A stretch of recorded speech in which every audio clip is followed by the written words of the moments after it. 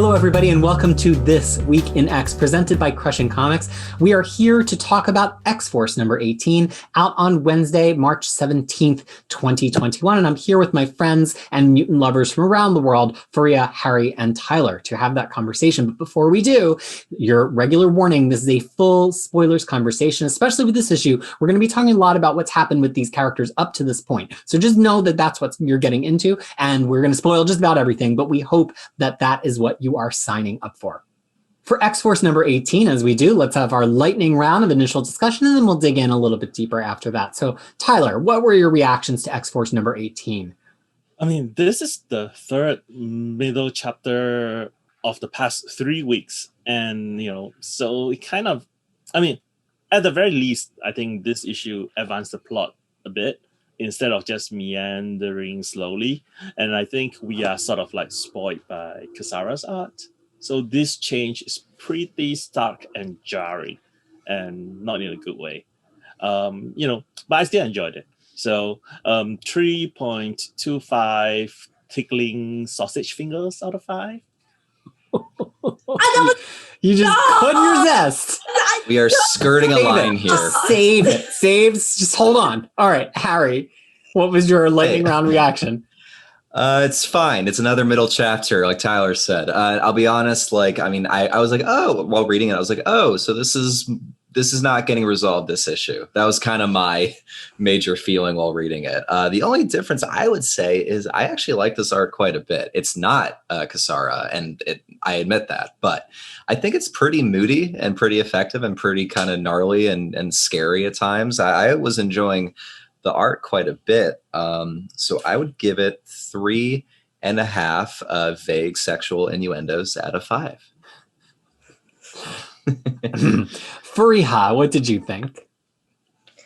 So page 1 and 2, I just could not stop laughing. I still haven't stopped laughing at that. And then the rest of it, yes, it's fine. It is the middle chapter. I think if we were reading it in trade, it would have been fine. I'm glad that the plot is going somewhere, and I'm glad that it's another Quentin Quire issue that just takes him somewhere different. And then we also got to see a little bit of Beast that, I wasn't expecting, but, I'm glad we got it. So I'll give it overall 3.5 Jolly Rogers out of 5.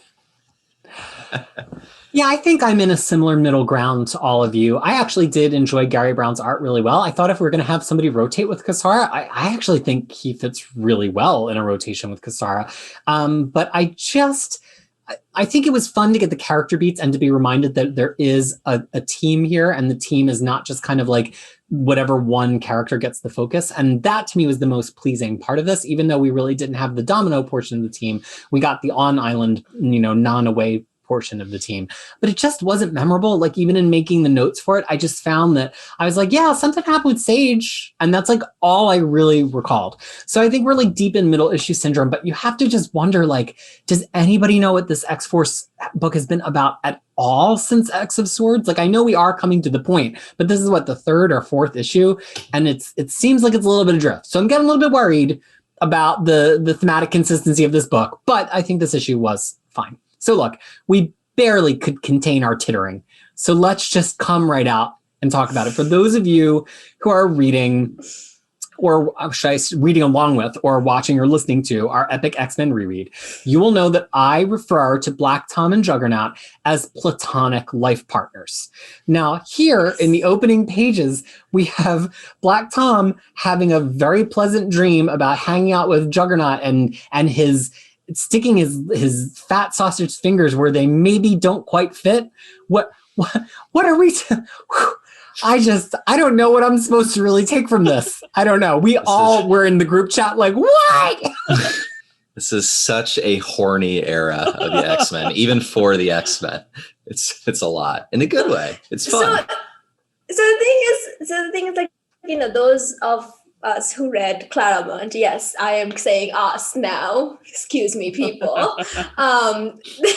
we have read that issue where Juggernaut literally threw himself off the cliff to save Black Tom. So since then, we're like, oh yeah, they're platonic life partner, platonic, but now it's like he's now thinking about being tickled by Kane. I don't see Juggernaut as a big tickle monster personally. It doesn't really seem like one. Well, you don't have the relationship. You don't know. Come to Papa's sausage finger. But you don't have the relationship they have, okay? Yeah, he's very tender when he wants to be. So, and here's what I'm saying though. It's like, I'm very ticklish too. And the thing is, ticklish actually is worse when you have little fingers like mine, spider fingers like mine. Because even it's like a sausage, it's just like it gets a lot of surface area. So I don't know why he's talking about I don't know, maybe he was trying to fit in somewhere else. I don't know what that was. But it was a pleasant dream about a platonic relationship, life partner relationship. Just guys being guys.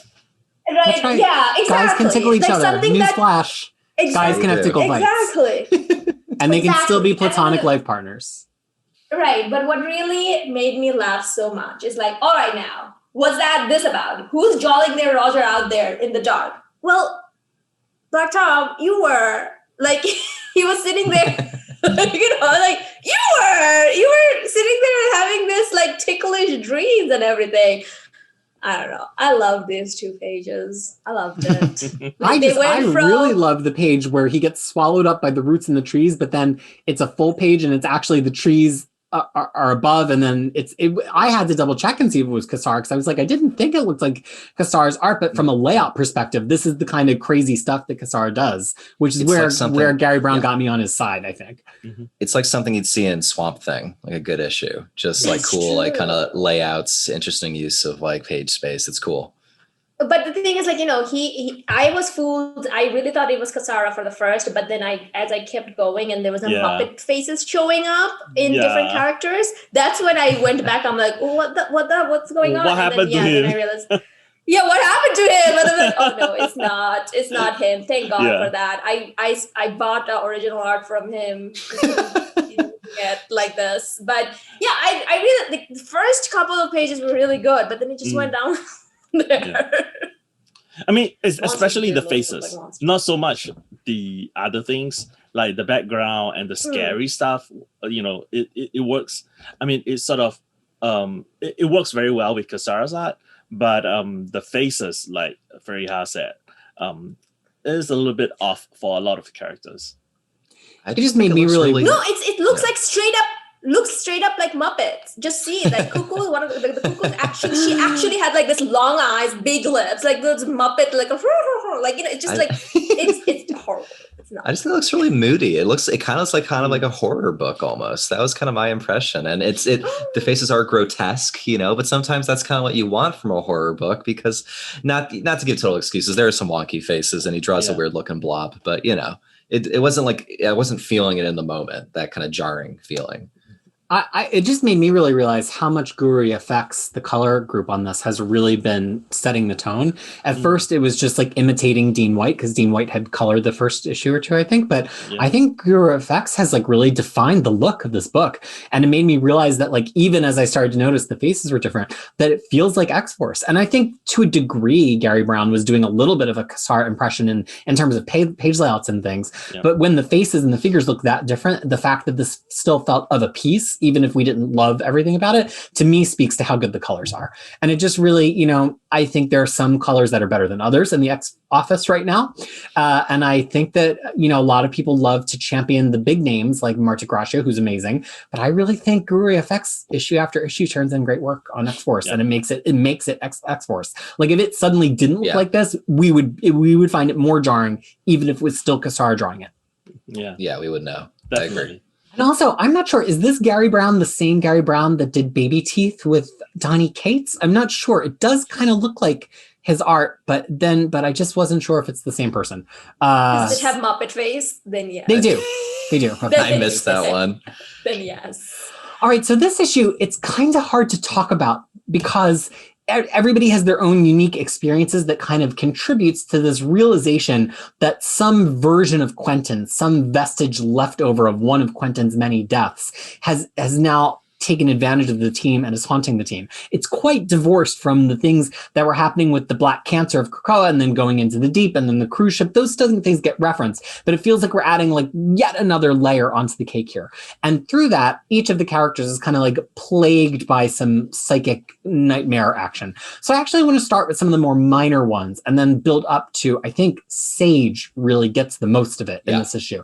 So Jean, in a really interesting sequence, especially because she's on the moon, not on Krakoa, is just having her nightly goodnight kisses with all of her men. And she starts hallucinating these like crazy psychic monsters, which is a statement to the power of Quentin because it's Jean. What did you all think about, Jean's being impacted by the backsplash here? And then also them being like, well, we can't go to Jean. She's off the team. But the psychic backslash does not think Jean is off the team, clearly. Tyler? Well, I mean, the first thing is like, this basically says that the trouble is a thing.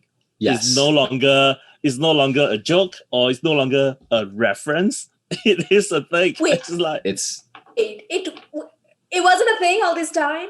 I mean, you could read it as being like a hint or a joke, but this people is like think committing. it's like a wink still, but this is like not the a first wink. time that they were literally like, I am moving between the bedrooms now. Yeah, because I mean, I told you, like, I think the first time we were recording, I have like the whole list of evidence of like who is with who and on which issue. But this is the first time that you show her kissing Wolverine, coffee breath, and then go to bed with like Cyclops. So that's kind of like there. Yeah. But my question is like, why did you not do anything about it? I don't know. Because Cyclops is calling. That's what she's for. Oof. Can't resist the siren call of Scott Summers. No one can, apparently. This is Seriously. Fariha's school for saving ex-ladies from Scott. Let me make my question direct again. Jean is out of the X-Force game, but the psychic nightmare wants her in. What do we think? Is it because she's got some shard of something? Is it because she's complicit? Why is it on the moon, not even on Krakoa, haunting Jean? That was the latest information they had, that she's on the team. So whoever's guiding that force, which I'm assuming is the people who kidnapped Rogue and probably took Quentin's body, and it's probably that they're just probably still thinking that. Or it could be that, but also maybe if it's as monstrous as it looks, and it might just be like gravitating towards Jean because she's spent so much time with them as this unit, and it's not being that picky, choosy about, oh well, she quit, I guess I should stop. No, but I think both are likely. No, but the thing is that this psychic Quentin is actually a Quentin from before Jean That's quit. it. Because it happened before X of Sword. Yeah. All right, So that's what I'm saying. Information is not updated. Yeah, but it also really made me really reflect on this from before we were doing the show together, of the scene where Jean and Beast are in the dictator's bedroom. It's in like South America, maybe. Right. And Jean's like, this is the last time I'm gonna do this. And then she flies out the window, but then there's still like the thing with the plant creature or whatever. Like Jean's hands are bloodier than Jean would like to admit. I was kind of what I got from it. I had missed this Quentin is probably from before she quit, which Tyler just made me realize. But I also think that it has to do with Jean's complicitness. You don't just get to say, oh, I'm too good for this now. Like she didn't do any restitution or anything. Like she still is part of this and has blood on her hands, which is unique for X-Force, right? We've never had like a goody two-shoes kind of character like Jean, at least not for a while. The last time I really feel like that happened was like with Rain and Kyle and Yost's X-Force. And so part of that's just really interesting to me, because then we link to Beast, right? He's the other kind of smaller one that I want to talk about before we get into Sage and Quentin. So Beast, super complicit. Can I? Yeah, go ahead, Freya. Before we, can I just make one comment about like this whole triangle thing or whatever they're calling it?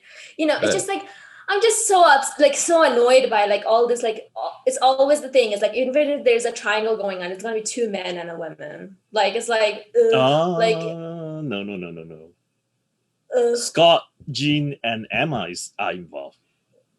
But they never show it. They never show it like yeah. this like, you know, this like they will always show it with like a two men, and then the women is like, oh, okay, I'm just gonna go between the two. Like See, it's just like it's the visual of it all. And by the way, everything that we know about how Logan pretty much inserted himself between this relationship, it just makes it so disgusting. I mean, it is disgusting. I'm not going to rebut that. But I disagree with your premise, though. Like, I feel like usually it's like this guy who's got like a woman on each arm, and we're supposed to think he's so cool because he like pulled two ladies. And I think it's, you know, Jean, I mean, we see Jean here as having agency and like walking between them. Like, do you really feel like that usually when we get this throuple beat with the one woman and the two men, that we like get to see the woman instead of being pulled in two directions by the two different men, literally being like, okay, good night, I'm going to go sleep with my other guy. Like, it just struck me as different.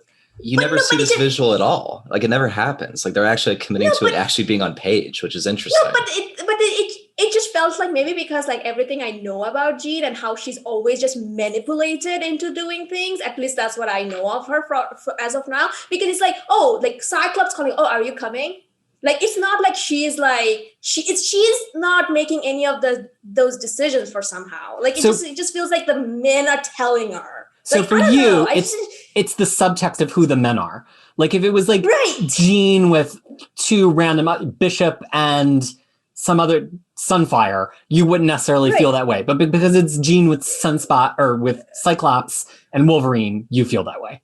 Yeah, like it's just like, you know, like he coming like, oh, are you coming to bed? It's like, oh, okay, I'll go now. Bye. Like it's just this look. Like it's like it comes off stern. He comes off really stern. Exactly. Yeah. That's the thing. And the thing is, I have seen that visual a lot of times. And maybe in books, but it's there. It's like, you know, it's always like if there's a triangle, it's always like that. And if there's like two men and a woman, it's men controlling the women all the time. It just letter 44 has. I think that's a terrific point, and I'm happy that you articulated it that way, because I think I get really obsessed with like, well, the lady's empowered, and then like I don't read subtextually, and I think that you in this case are like reading for the subtextual clues way more than I am, and you're like, yeah, Peter, it's not always empowerment just because the lady has two guys to choose from, and I, you know, that's why X-Men is better when it's together. Like it's like a grossest two option. That's even like, you know, it's just like of all the like it's the grossest two option. One who doesn't shower and has a coffee breath. It's like, oh, Wolverine should not be mentioning any kind of smell related thing because we know canonically he smells.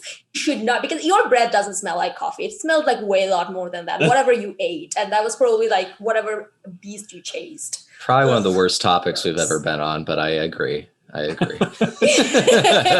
that, we are going to move on to Beast. So, yes, Beast, again, intrinsically tied up with Jean in this sort of who's complicit here. And Beast, however, is a holder of information. Jean, in a way, is like a linchpin because psychically she can stand toe-to-toe with Quire, and so she has to be kind of taken off the board. Beast represents the ability to access. And so Beast is kind of, they're trying to both get information from him, but also take him off the board. But Beast is like clever enough to realize the implications of that. And he's like, first of all, it's better if they can't read fully what's happening in my mind. But then at the same time, if we send me to the gardens, all of this information is unavailable to you. There's a lot of nuance. I don't know that I caught all of it. Tyler, talk us through a little bit more the implications of Beast here. Well, I mean, the first thing is that I find that the attack of Beast through his insecurity as being not smart enough is really, really clever. Like, so basically it's like, you know, it's kind of a trope sometimes. It's like, oh yeah, you're not smart enough, so, you know, write down all the secrets for me, you know, otherwise, you know, you're going to fail this test. You're stupid.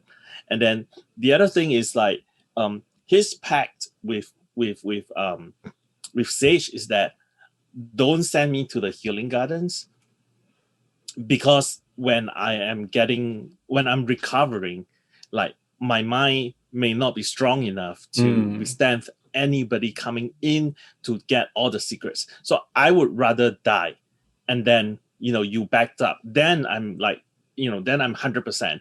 I know what is happening. Okay, I definitely didn't quite get all the way there, so I'm glad you explained it. So that's my take of it. Like, you know, but I mean, I thought it was interesting because initially I was thinking, wait, why would Beast want to die here? Like, what's the difference? And then I thought about it. It's like, okay, this is a psychic attack. So while he's recovering, it makes it easier for him to get to be, to be vulnerable to a psychic attack. Harry? Yeah. I like this scene a lot, but I did kind of look at it through the perspective of Sage more because, I've kind of like, I think for me personally, the overarching theme of, again, just Beast sucks has like completely just solidified for me. And now I'm just more like, oh God, I'm worried about Sage because this job and hanging out with this guy and all of this is making her go down a pretty dark road that I don't love seeing. And so even like her killing Beast that way, I was like, oh, that's interesting. That does make sense. But I'm also like, it's really grim and messed up that you would come to this conclusion with this person. And I guess that's my takeaway, is that I'm worried about Sage, I guess was the biggest thing from that scene. Fariha, any take on Beast? No, I really liked, like, I mean, it is a trope that, oftentimes, like with the smarter characters, they would be like, oh, your insecurity is you actually deep down, you think you're dumb. But there's actually two, like one of the thing is like, Beast is like it's like a younger Beast, so he's in his insecurity, or in his nightmare, he's actually never grew up. But at the same time, he also knows that this is the way that they're going to attack him. So he has a barrier about it. Like he built a firewall. Defense, so it's like, defense on it. And he just didn't give up. So which I thought that was like, oh, I mean, we know that he's kind of evil and stuff. Like, he has a very ulterior motive, or he's going by something over there. But I'm like, at least he is competent in his job. Like, he got all of those. Got all of those in there. And it also kind of reminded me. It also reminded me like the bond that or the promise that him and Sage has was also kind of a lot like Wolverine and that other guy, Major X, Maverick, or whatever. Maverick, yeah, Wolverine and Maverick. The promise that they made, it's kind of very similar to that, but it's a little bit on the extreme side of things. I don't know, it was pretty good, and I kind of like that. Okay, why Beast is the head of X-Force? Now we know, like he is actually very smart. Well, that brings us to Sage, which for me anyway, was the most intriguing part of this issue. Partially because Sage just doesn't get developed a whole lot, but partially because Sage and Black Tom really represent truly the physical security and the intellectual security of Krakoa. And this really goes back to the way that X-Force was set up in the first couple of issues, with Sage and Black Tom and Forge kind of like forming how things operating. They're the engine that runs the security, and all these people are kind of the people who enforce or make judgments upon the security. And Sage's whole thing is she's a computer brain. She's exact. She never misses a step. And we have a lot of different elements here of it's kind of the question I want to lead with is, what came first? The need to drink to forget something, or the drinking and realizing she's forgetting something? It's like, was she drinking to drink and realizing the drinking was helping, or did she need help and go to drink because she had to drown something out? Because like, if your computer is drinking, your island has a problem. She's the one who monitors who's coming through every gate. If she's losing count of things, we have issues. Fariha, what did you think about the human computer, much like yourself, Sage, and her predicament in this issue? No, I mean, it was actually very, very scary and heartfelt to kind of like someone who's that much in control and who's like very like number based and stuff like that. It kind of reminded me, I don't know if like any of you ever read or watched the movie Still Alice. There's a movie, like it's about Julianne Moore finally won an Academy Award. Exactly. So it's about like a very like highly accomplished professor who's slowly losing her mind to Alzheimer. And it was like a very well documented in the book. Like in the book, it was like very like, how she kind of writes things down. She keeps forgetting it. Like it was just so hard, like it's so scary to do that. And I think like a lot of her thing kind of reminded me of that. And it is scary, like especially when she was telling about like the numbers that she kind of keep remembering, like this is the number and this is the number. I think I'll freak out if I forget the number of books I've read. Like, so we talked about it. Like, so I think from that, I was I was very scared. And I'm also scared about Krakoa and its like lack of like allowing only one person to do one thing. Right? Exactly. There's no backup Yeah, all for these There's single no points anything. of failure. redundancy. There's no backups. I mean, and There's no you know, redundancy. There's no backup. to the same point, right? Black Tom has been shown that he's being overwhelmed by Krakoa. Yeah. So, like, Again I and believe, again. like in issue 9, he was trying to get drunk, and then, they were like, he was like, okay, stop talking to me, and then, and then, that kind of thing. So there is like, I mean, there is a pattern that is like emerging right here, right? Like Beast is not getting enough sleep. Sage is getting drunk to forget things. Jean basically says, I'm done. So the only person who's basically not kind of fine with this is Wolverine, because he has, he's so messed Wolverine. up anyway. Coffee. Yeah, he's already broken inside. Yeah. So Yeah, I mean, All right, what I did you just think read about it. all this Sage stuff?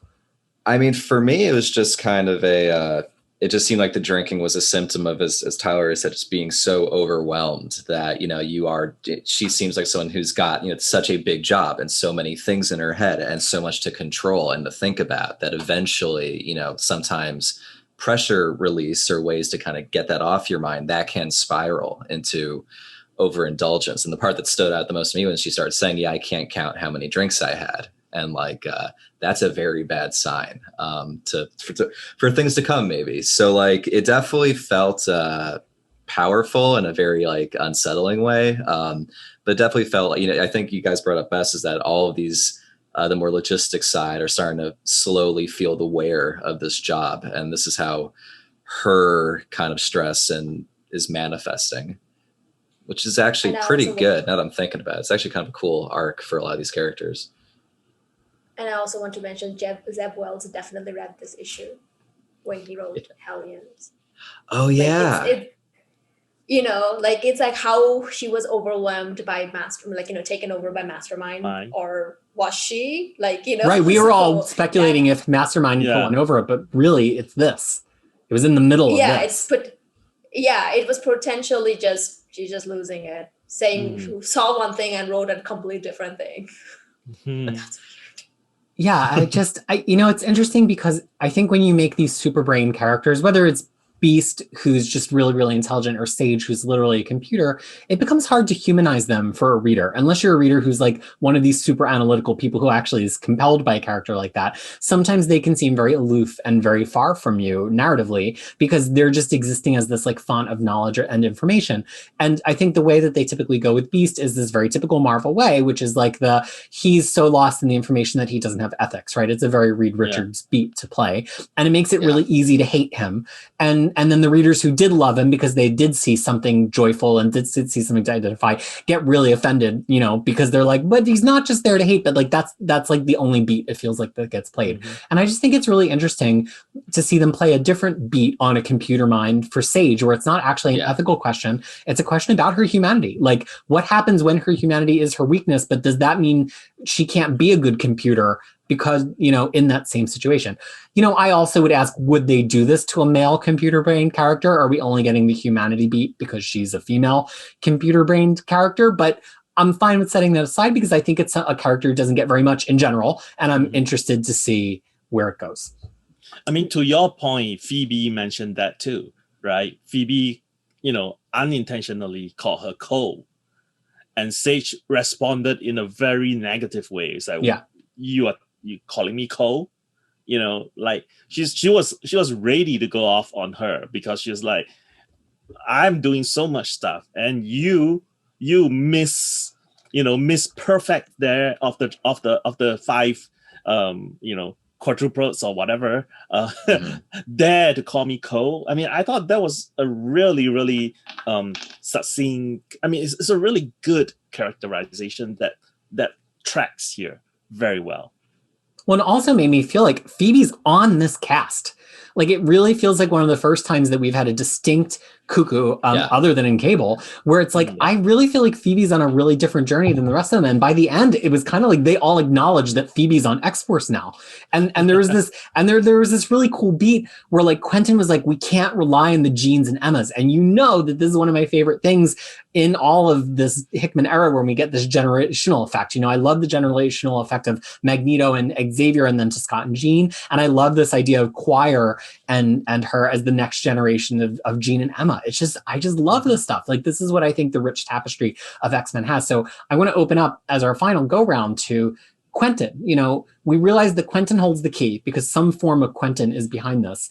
And Phoebe helps him kind of journey through his psyche to try to realize what's happening and confront the monster that is in effect him, that he's, you know, left behind through one of these many, many deaths. What was your thinking? And actually to look at the art, maybe stitched together from multiple dead versions of Quentin. Hard to say. So what did you think about these final Quentin revelations to wrap up our discussion here, starting with Tyler? I mean, I think it's really interesting, and it sort of like tells us,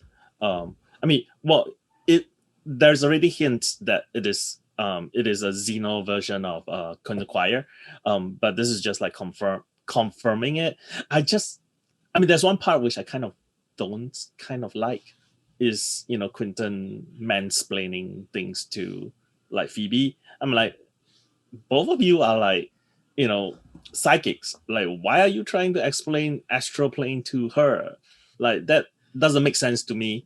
But you know, the other thing also is that it establishes which is the Choir, well, or at least it tries to establish which dead Choir is the one that is being reanimated here because of the, you know, that striped T-shirt that he lifted up. That was the one that he wore when he died. I think before X of Sword. So, yeah. Harry, any further thoughts on this final moment for Quentin? I like Quentin Quire as a character, and I think everything they're doing with him in this book is like the definition of solid, where it's a kind of a familiar path, which is a character with an overwhelming amount of confidence and egos kind of belying an insecurity there. I think that's a pretty common kind of thing, but it's being done really well. And you kind of mixing it up with Phoebe and kind of the resurrection stuff, it makes it feel just fresh enough that I'm enjoying it. It's kind of weird where the stuff with Sage a bit kind of like stole the show for me this issue, but like the stuff they're doing with Quentin, I think is really necessary for this character to grow up a bit. And I'm excited to kind of get to the end of it also, because I will say I don't know if we need 3 issues, but we're doing it, so it's not the worst. It's still cool. Fariha, bring us home. Final thoughts on Quentin here. Well, I have a soft spot for young lovers who find each other, even though they are kind of like part of like a bigger team, and then they're like, no, we don't need the adults. We can just go off and do our thing. And they're super powerful and super competent, so it's kind of nice. And I'm really loving that the relationship that 2 of them are having, because they're like most unlikeliest people who could be a couple, you know, because she's like one part of 5 and she kind of didn't have like an identity of her own before, and then he is like Quentin. So yeah, and that also like that he's also facing his worst fear in a way, that, you know, he like people see him as this like, you know, manipulative person, and he's trying to outgrow that, so which is kind of really good to see. And I really hope whoever these are who got these mutants and making them, they don't get Legion or Jamie Braddock, because that will be end of the world. Like if they can do this with like, you know, Quentin, I mean, they will destroy everything else with monstrous version of Jamie or Legion. So, yeah. Yeah, I think the final thought I would leave with is, you know, everybody thinks they're going to get this bloody claw book with X-Force, because that's what X-Force has been since 2008. But that's not always what X-Force was. If you look at the first X-Force run from 1991, it was a character run. It was about young characters like discovering who they were and what it means to be a family and part of something, and how much of yourself you're willing to trade in order for that proactiveness, in order for the hit first. How much are you willing to give up about yourself in order to be the one who strikes first? And I just really had this realization in the scene as Quentin and Phoebe are staring into the sunset and getting ready for him to go and strike first again, that that this is actually more X-Force than anything we've had in the last 13 years. Like, this is the X-Force that Tyler and I grew up with. And it's actually really fun to have back. I don't need another bloody stabby book. And Percy writes them great. And maybe that's what Wolverine can be for. But I actually put a much greater value on the X-Force book that can do stuff like last issue and this issue, and that can address the complexity of this cast like it did with Sage and Beast for that matter here, than a book where we just slice somebody's body apart again. So even though I was kind of mid on the issue, it made me actually feel good. Is that weird? No, it's not. But see, there's a common theme here. Why are these two issues so good? Because Wolverine is not in it. Oh, yeah. So he's not supposed to be an X-Force. It's not a thing. It's just a fabrication of the last 13 years. Exactly. Yeah, just let Percy do whatever he wants with other characters and not Wolverine. Or let the Wolverine book be the Claw book and let him kind of just intersect with this a little bit, but then let this do its own other thing, right? Exactly. I think it's a branding problem because X-Force at this point either requires Cable or requires Wolverine, when really I would argue X-Force requires Domino, and it doesn't really matter if you have Cable or Wolverine. Anyway, Fariha.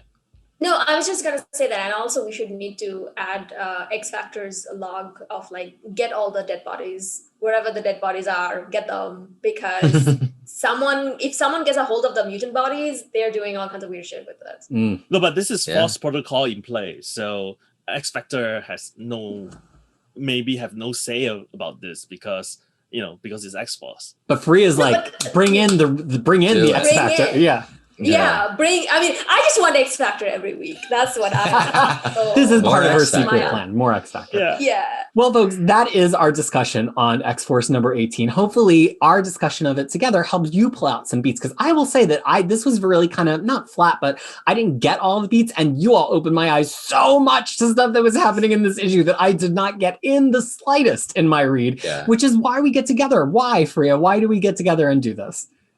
X-Men is better when it's read together. That's right. And some weeks it's like really literal like this, where reading it with friends helps you see the book from other perspectives and get so much more out of it. So we're so happy that you're part of doing that with us. Our question for you here is, do you think that this X-Force team can exist and be compelling with no Cable and no Wolverine? Does that work for the X-Force brand? Or do you think one of the two of them is required for the X-Force brand? We'd be interested to know what you have to say about that. But until next time, if you're looking for other issues out this week, look elsewhere on the channel. And we will see you again next week. And on behalf of Fariha, Tyler, Harry, and myself, we hope that you're well.